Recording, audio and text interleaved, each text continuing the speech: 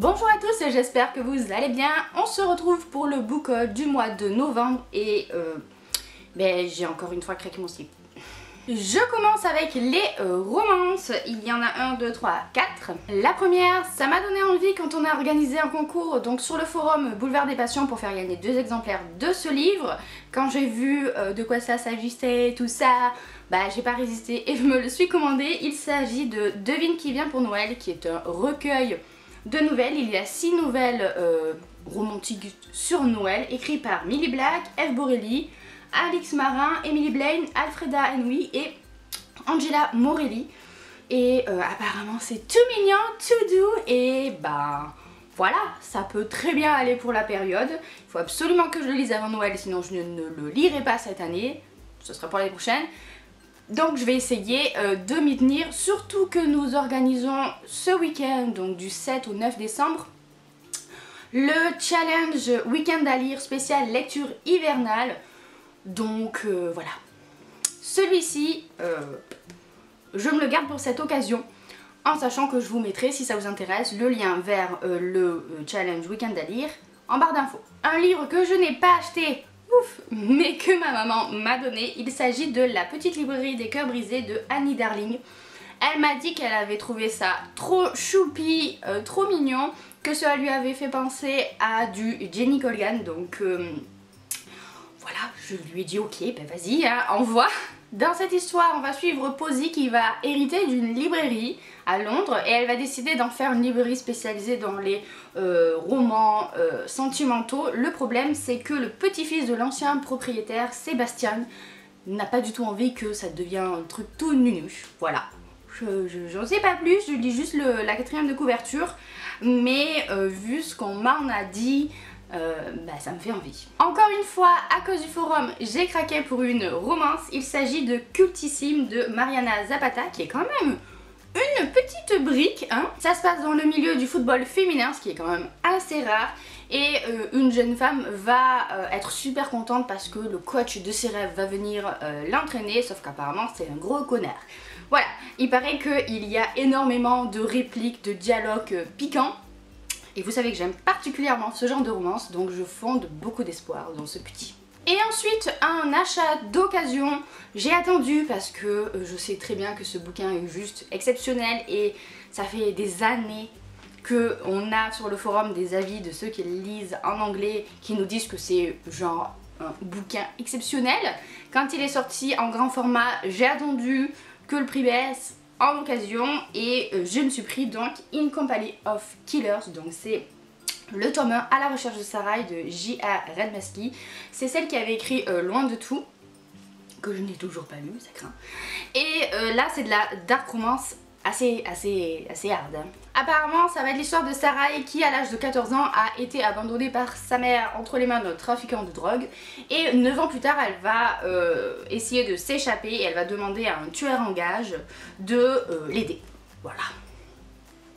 Voilà, quand je vous disais que c'était pas rigolo, je plaisantais pas. On passe au Young Adult. Alors vous l'avez vu dans mon update lecture précédent, je vous ai parlé, il est où? Il est en haut là-bas, du tome 2 des Sœurs Sorcières, donc de Jessica Spotswood, que j'avais lu et beaucoup aimé pendant Halloween. Du coup, évidemment, je me suis pris le tome 3, donc le dernier tome de cette trilogie. Comme je vous disais, je ne sais pas du tout quand je vais le lire, peut-être à Halloween prochain, on verra bien.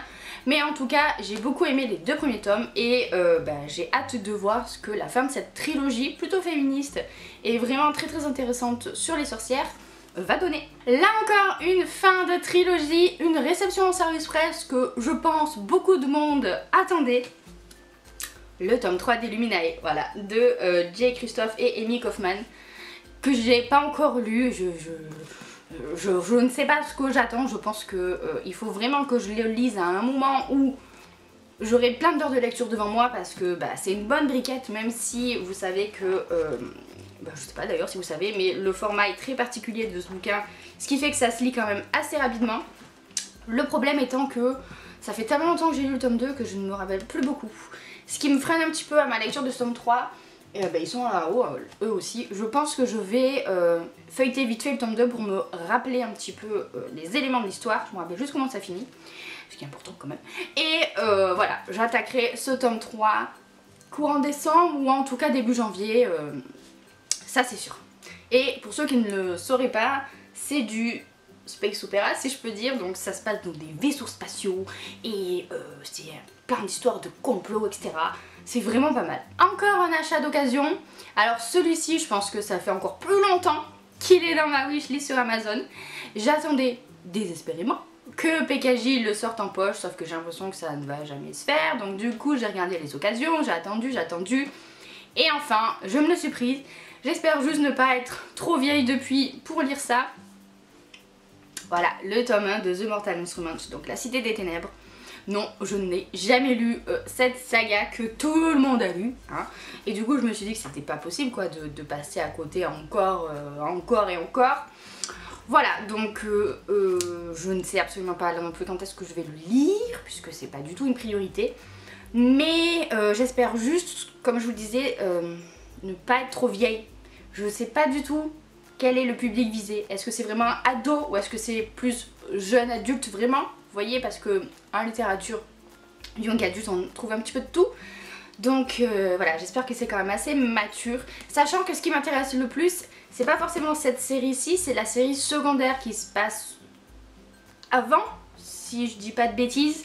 Je suis plus attirée par cela, mais il faut commencer par le début quoi, donc voilà. Et enfin un roman young adulte, mais cette fois-ci VO, qui me fait envie depuis longtemps, dont je n'ai absolument pas du tout entendu parler.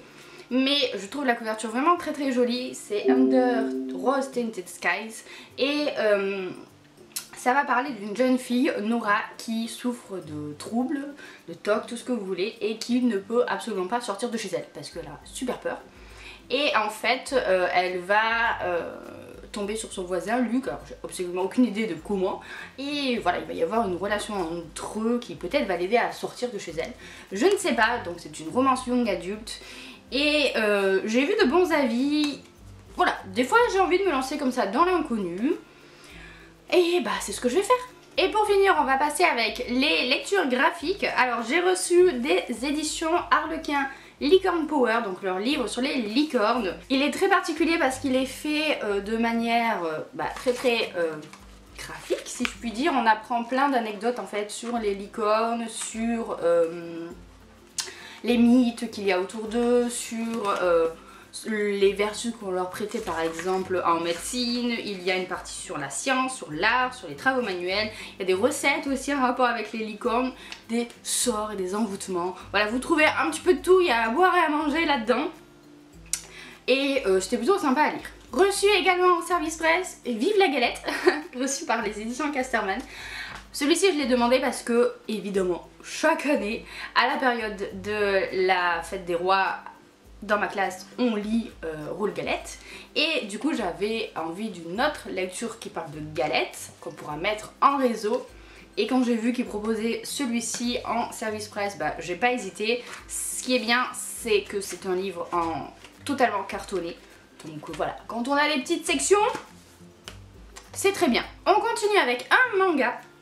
Je me suis pris Our Dining Table de Ori Mita, que j'ai vu en fait passer sur la chaîne de Alex Bookin en Prada. Et elle m'a donné vraiment très envie de le lire. Apparemment c'est un yaoi, donc je n'ai jamais lu encore de yaoi. Pour ceux qui ne connaîtraient pas, en fait ce sont des romans gays, pour ce qu'on peut dire ça comme ça, donc mettant en scène deux hommes.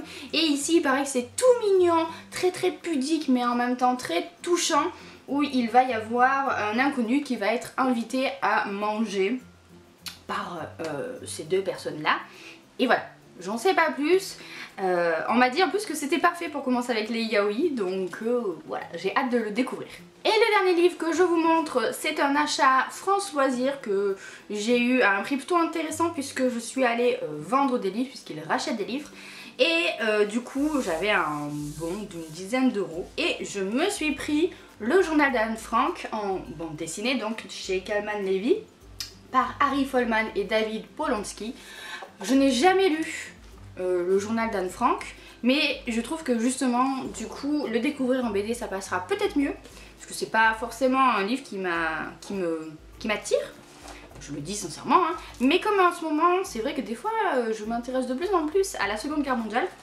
Eh bien, je trouve que c'est un très bon moyen de le découvrir. Et vous avez ici donc une idée des planches qui sont proposées. Voilà, aucune idée de ce que ça va donner, mais il y a quand même d'excellents retours, d'excellents avis sur ce livre-ci. Donc je me fais pas trop de soucis.